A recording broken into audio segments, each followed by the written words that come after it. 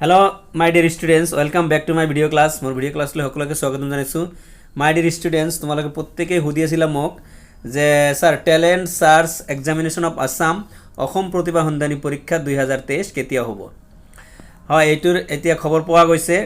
মই ডেটটো কম লগতে সিলেবাস কি আছিল এটো মই আলোচনা কৰিছিলো চেনেলত বহুত পুৰানা হৈছে তোমালোকৰ হয়তো মনত নাই মই আকৌ এটো অলপ ৰিমাইন্ডাৰ কৰি দিম তো ভিডিওটো হেকলৈকে চাবা এন্ড ওয়ান ৰিকুৱেষ্ট থাকিল তোমালোকলৈ তোমালোকে যদি মোৰ চেনেলত নতুন আহিছা তেনে চেনেলটো সাবস্ক্ৰাইব কৰিবলৈ নাপাহৰিবা মই এই অসম প্ৰতিভা সন্ধানী পৰীক্ষাৰ ওপৰত বহুত ক্লাস কৰি থৈছো মোৰ চেনেল প্লেলিষ্টত গৈ সাবজেক্ট ওয়াইজ চাব পাৰিবা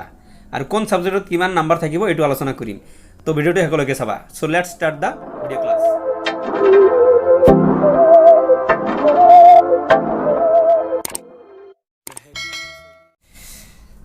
My dear students, yes,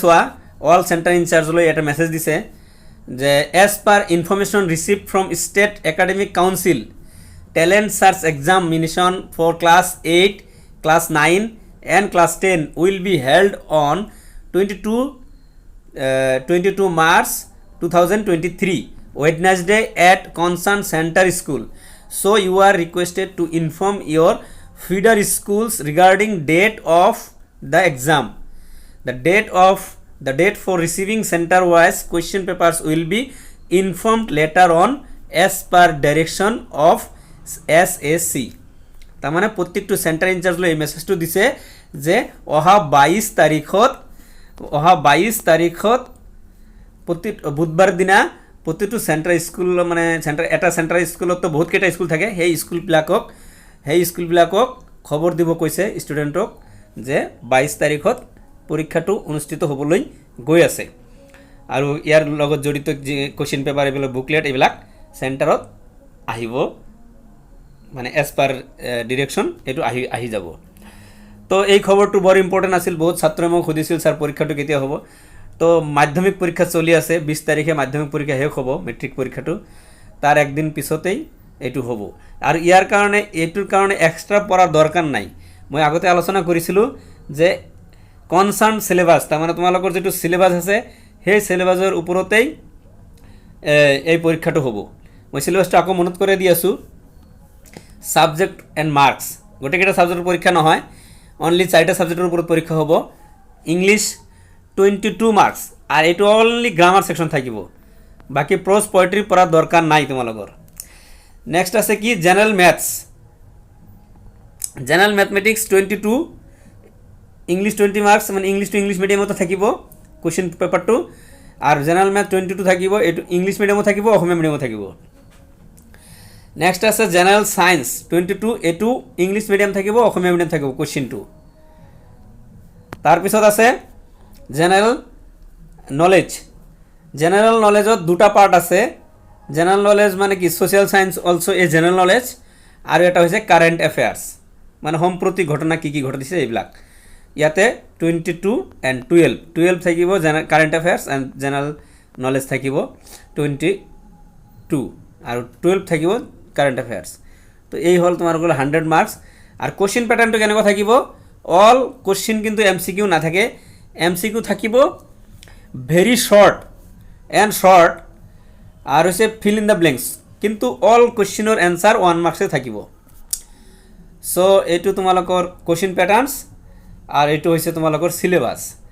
are extra পড়ার দরকার নাই তোমার যেটো কিতাব আছে তারপরে আহিব স্ট্যান্ডার্ড ক্লাস 8 এর কারণে 8 স্ট্যান্ডার্ড ক্লাস 9 এর কারণে ক্লাস 9 স্ট্যান্ডার্ড এন্ড ক্লাস 10 এর কারণে ক্লাস 10 স্ট্যান্ডার্ড ক্লাস 10 এর ছাত্ৰবিলাকৰ তো সুবিধাই হল কাৰণ মাধ্যমিকৰ কাৰণে প্ৰচণ্ড হিয়তে প্ৰিপেয়াৰ হৈছে তো গতিকে এই পৰীক্ষাটো ইজি হৈ যাব আৰু ক্লাস 8 9 এৰ তোমালোকৰ পৰীক্ষা এনুয়াল পৰীক্ষা হৈ গৈছে তো তোমালোকৰ সব মানে যদি মনে আছে যদি এক্সামটো প্ৰিপেয়াৰ হৈছিলা ভালকৈ তেনহলে এটো ভালকৈ দিব পাৰিবা আৰু তোমালোকে এক্সট্ৰা কিছুমান টাইম পাই গলা এতিয়া তোমালোকে এই সাবজেক্ট কেটা পঢ়া আৰম্ভ কৰি দিয়া সো এটো আছিল আজিৰ ইনফৰমেশন আৰু এটা ডিসকাশন কৰিবলৈ ওলাইছো ট্যালেন্ট সাৰ্চৰ যেটো 5 মাৰ্ক আছিল এটো তোমালোকক মই অলৰেডি আগতে কৈছিলো বহুত দিন আগতে হয়তো মনত নাই এটো হৈছে কি 80% পাব লাগিব পাস কৰিব মানে 80% যিবিলাকে পাব গোটেইকেটা পাস কৰিব 100 মাৰ্কৰ পৰীক্ষা হ'ব তাৰ মানে 80 পাব লাগিব 80 যিমান বিলাকে পাব গোটেইকেটা পাস মানে পাস সার্টিফিকেট পাবা আৰু প্ৰাইজ মানি পাবলৈ হ'লে ডিষ্ট্ৰিক্টৰ 3টা ফাৰ্ষ্ট 1 2 3 আৰু ষ্টেটত 5জন দিব ডিষ্ট্ৰিক্টৰ পৰা 3জনকৈ সিলেকশন হৈ ষ্টেটত যাব তাত বহুত তিনটা মানে পাৰ ডিষ্ট্ৰিক্ট হ'লে মোটামুটি 30টা ডিষ্ট্ৰিক্টৰ পৰা যদি আহে তেনেহ'লে 90 হৈ যাব তো এই 90ৰ পৰা 5জনেহে প্ৰাইজ পাব তো এইটো আছিল আজিৰ ইনফৰমেশ্যন তোমালোকে যদি প্ৰিপাৰেশ্যন হৈছা তো ভাল কথা আৰু মই 9 আৰু 8ৰ ছাত্ৰক কৈ আছোঁ তোমালোকে এতিয়া ফ্ৰী টাইম আছে তোমালোকে ভালকৈ প্ৰিপাৰেশ্যন কৰি লোৱা মই প্ৰিপাৰেশ্যন অফ এক্সাম ভিডিঅ' মোৰ চেনেলতে বনাই থৈছোঁ তোমালোকে সেইটোও চাব পাৰিবা আৰু এইটো সাফিচিয়েণ্ট নহ'ব তোমালোকে বুকছো পঢ়িব লাগিব তোমালোকৰ যি কেইটা বুকছ আছে তোমাৰ যেটো এনসিআৰটিৰ বুকছ যেটো স্কুলৰ পৰা প্ৰভাইড কৰিছে তাৰ পৰাই কমন পঢ়িব গতিকে ইমান টেনশ্যন ল'ব লগা নাই আৰু মাধ্যমিকৰ যিবিলাক পঢ়ি আছে তেওঁলোকে তো তোমালোকে অলৰেডি প্ৰিপেয়াৰ তোমালোকৰ ইমান টেনশ্যন নাই সো সকলোকে all the best of luck wishing you all the best for your exam এনেকুৱা বেষ্ট অফ লাক জনাই মই ভিডিঅ'ৰ পৰা বিদায় লৈছোঁ থেংক ইউ সো মাচ সন্মানীয় ভিউয়াৰ্স মই ইনফৰমেশন আৰু প্ৰিপাৰেশ্যন অফ এক্সাম ভিডিঅ' এই চেনেলত বনাই থাকো বাবে অনুৰোধ থাকিল যে আপোনাৰ ধুনীয়া হাতখনেৰে সাবস্ক্ৰাইবৰ বুটামটো টিপি দি বেলটো প্ৰেছ কৰি দি মোক আৰু ভিডিঅ' বনাবলৈ উৎসাহিত কৰিব ধন্যবাদ